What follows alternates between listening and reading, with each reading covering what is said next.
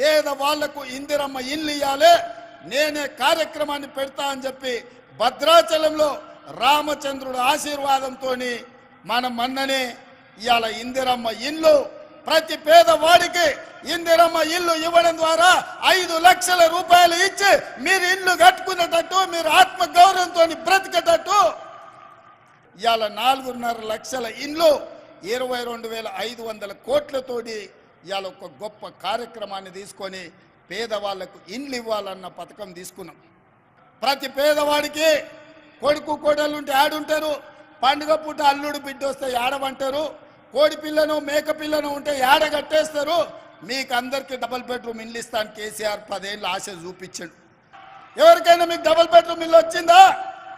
అబద్ధాలు చెప్పి 10 ఏళ్ళు ఆడబిడ్డల్ని మోసం చేసి మళ్ళీ మోసం చేద్దాం అనుకుంటే బండకేసి కొట్టిరు కేసీఆర్.